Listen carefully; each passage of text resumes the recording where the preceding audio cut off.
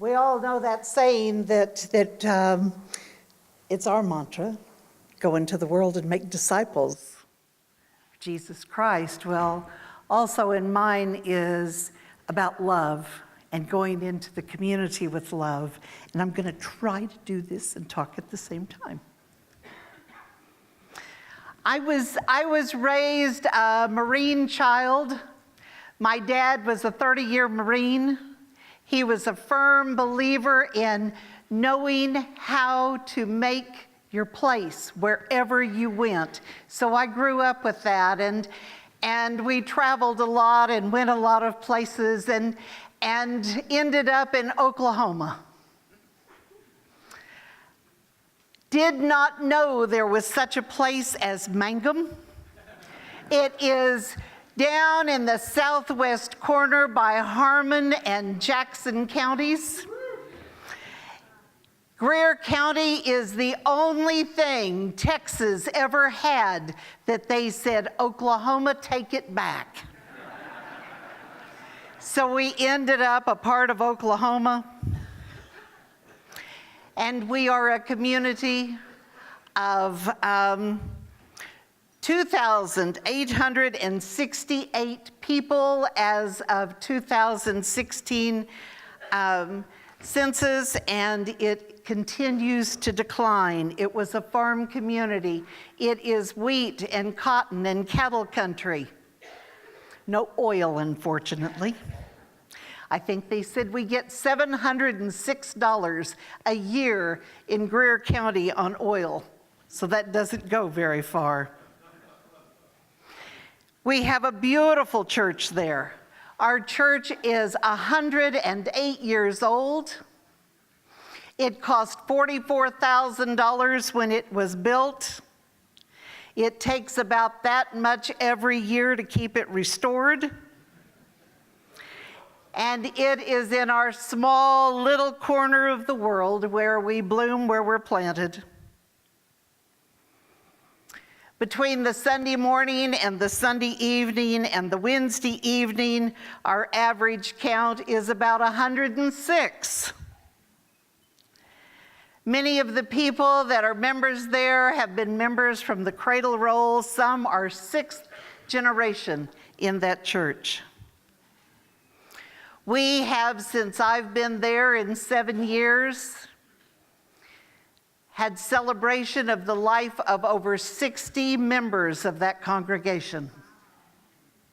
We have received into that congregation about 70.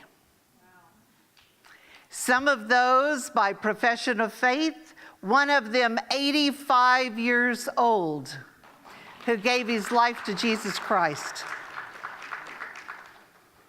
It's an exciting place to be. And as I say, I had no clue when Linda Harker called me and said, "You're going to Mangum." And I said, "Where?"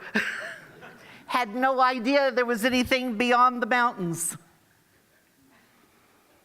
So it's been exciting and fun.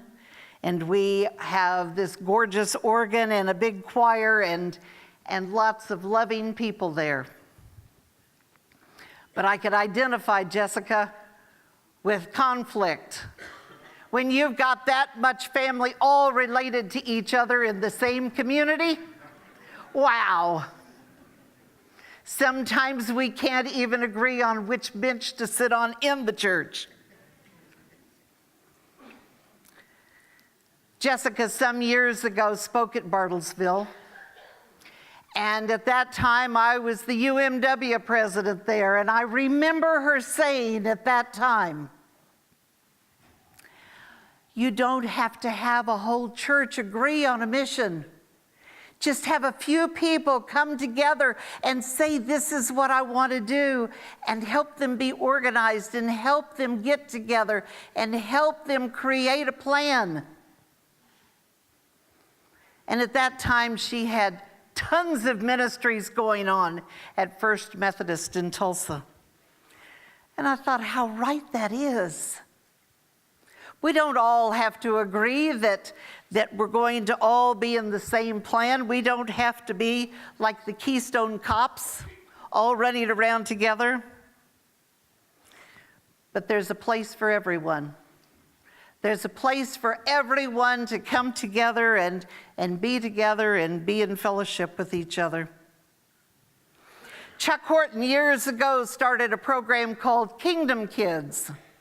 And I have to say, in mentioning some of these people, I am standing on tall shoulders in bringing forward some of these ideas and ministries that have survived all these years and been so fruitful in this community.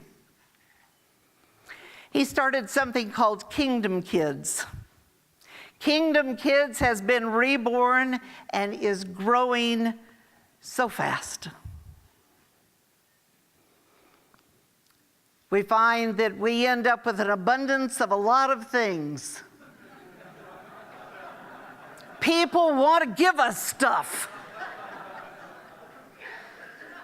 I've never been afraid to receive stuff because I can usually find a place to get rid of stuff. And that's the kind of folks that we have there that are willing to bring things forward and move them on. We have this fun thing we do there called Toys for Tots. And it was right up my alley. Oh, originally they just had a little small gift that each child received. Well, now, as you can see by the abundance, 163 children.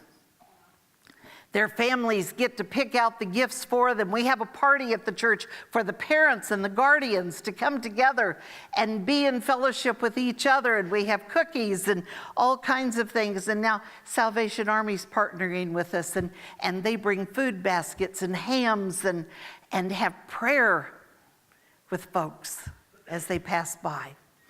The high school students, the National Honor Society comes in and puts all the things out. Our Department of Corrections and the fellows from the jail are allowed to come over and help, and they make sure all the toys work. With our prison ministries, with our Angel Tree, we even have those fellows sign the cards that go out to the children. So each card is in a different handwriting in case they compare. Bringing folks together, having something for everyone to do, having a place, knowing that they're loved. We love to host things there. We love to have all kinds of activities going on, keeping that church alive. Churches need to be worn out. And we need to start at the altar rail, wearing them out. I look forward to the day when the cushions on the altar rail at Mangum First United Methodist Church have to be replaced. So we have lots of activities. We may have the farmers there one week, and the next week we'll have people from the income tax come in and do people's income tax for free. And the next week we might have people from legal services come in to help people get their wills together for free, to help them get their power of attorney done. All kinds of activities going on. And you probably recognize Leo there. Leo's presentation has been a couple of years at annual conference. Everybody's welcome. Everybody has a place. Everybody has a part. Oh, some may shy away and some may say, oh, you let those guys in the kitchen around the knives? Really?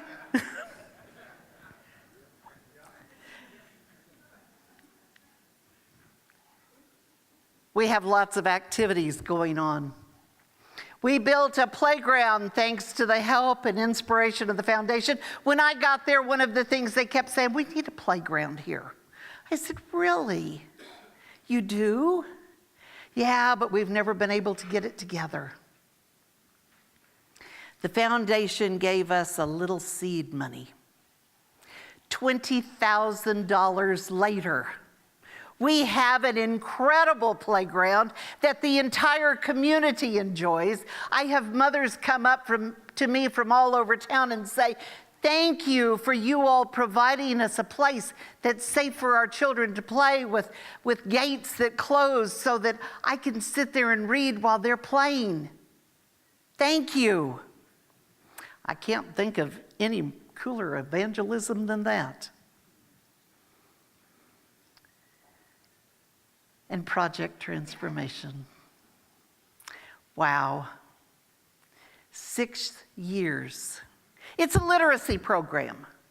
It's a partnership between the United Methodist Church and AmeriCorps. We were the very first rural program. It's doable whether you're part of Project Transformation or whether you take a jump off from there. But it's a 2-month program. We have 6 interns that come in and stay in our cross house that you'll see in a few minutes. We listen to the children read. Sometimes there's no reading that goes on at all. The child just needs to sit with a listener and just talk.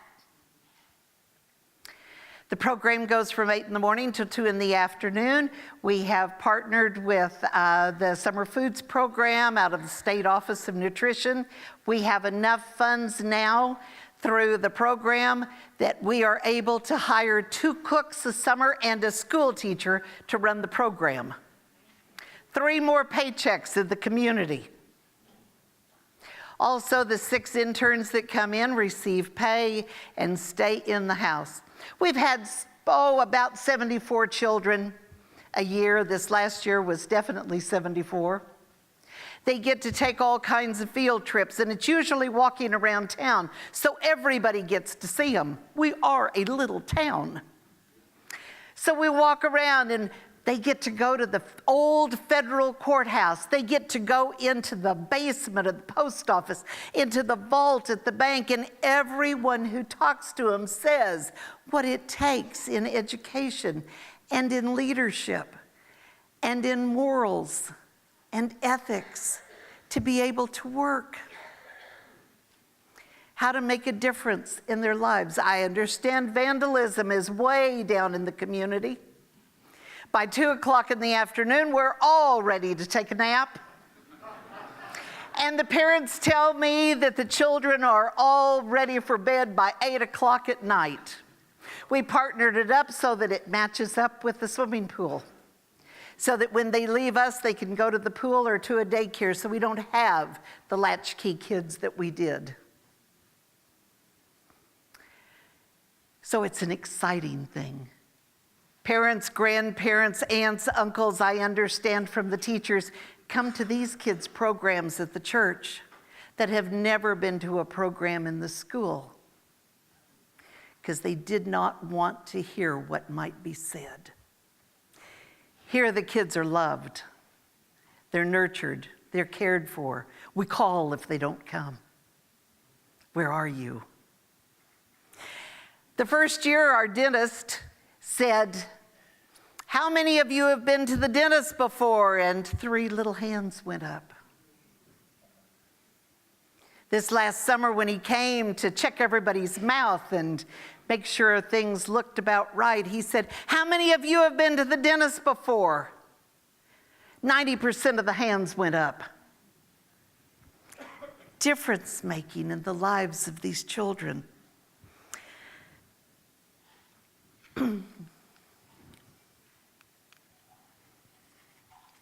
We have fun, we dance, we sing, we play.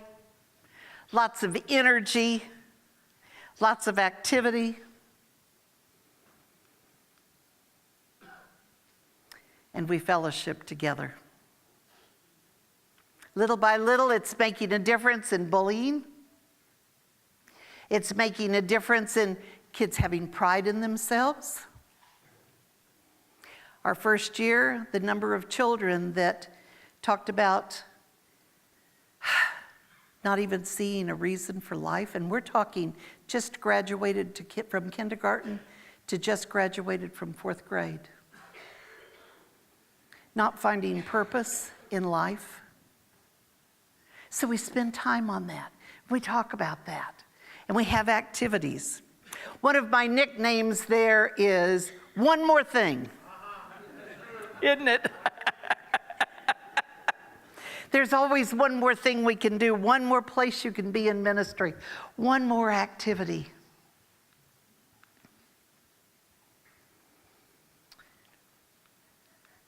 We have a thrift store and a food pantry, Christian Ministries. The thrift store, by us all bringing our stuff and mostly trading around. I like your stuff and you like mine. And selling that, it provides enough funds to feed over 140 families a month through the food bank. We receive funding to assist us with 70. So the other 70 we come up with. And everybody works there, as you can see from the pictures. Our building blew away a few years ago. Big wind came and it was down, bricks and all. Oh, everybody was in a panic. We won't have a place like that anymore. What will we ever do? Well, we'll just have to close it up. Let's pray about it. Let's consider what can happen. Let's consider the possibilities. Well, so-and-so down the street, he's got a place that would be great, but he wants $150,000. We only have 50. Did you offer it to him? Sure enough, that was exactly what he needed for that building. And it's gorgeous and it has central heat and air and everything that's needed. There was a dear woman by the name of Mrs. Cross. Ms. Cross was an old maid school teacher. She and her sister. I love it that her name was Cross because you can see we have crosses on everything. Years ago, Chuck and a physician in town started a free clinic. We now have a doctor's office that is our free clinic. We have a physician, a nurse, and a pharmacist that volunteer every month. And we have the medications there. She had this house that's right next door to the church. The house is all restored now and fixed up, and that's where our interns stay in the summer. That's where some of our families who have had emergencies have stayed. That's where some of the guests have stayed. It's a great place, and it's a comfortable place, and it's filled with love. We also had a dream. One of the other things that I heard when I came there was we don't have any foster homes. There aren't any. There's one. But all these people that they kept telling me about, for the majority of them, their problem was poverty. They could never get enough to take care of their children. Now, I learned years ago in another profession as a social worker that if you've got love, and that mother and child love each other or children, everything else can be taught. It can come together. Now, understand, we're a little microsystem. We're not a big city. But with the churches joining together, and this is the old Presbyterian manse. And we had 96 volunteers come in from Texas on a mission group and brought in furniture and paint, and we worked side by side with them. And now we have that church, that house, and all but 2 of the members, all gathering together. They have a beautiful church next door to it. It's become kind of a coffee house kind of church. And others are thinking about other activities that can go on in there. Being right across the street from the school, it's a great place for Fellowship of Christian Athletes to meet and others. Oh, we have lots of activities going on. I named a few, and there's lots and lots more.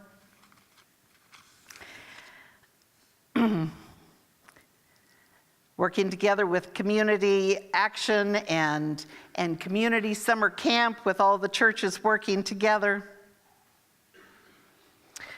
With 2 times of AA and NA court certified meeting together. Being the only approved disaster shelter in Mangum. Well, the Baptists found out that the Presbyterians had provided us a place, not to be outdone, and us needing a place for men, they said, we've got a parsonage. If we provide the parsonage, can we put the men in there? Well, sure. And one of the other Baptist churches in town the other day said, we've got a parsonage with nobody in it. I said, great, great. Wow, the possibilities. How many counties do we have in Oklahoma with a church that is empty, with a parsonage or a manse that's empty, with somebody with a house that's available? Wow. Possibilities are endless, and if we just look up, and this is in the ceiling of our church, just look up and look at the possibilities. Look up and see what God has in store. These were not my plans. I planned to retire in Muskogee and have a home there. But God had other plans. And this is actually a photo of our church after a storm. Thank you very much.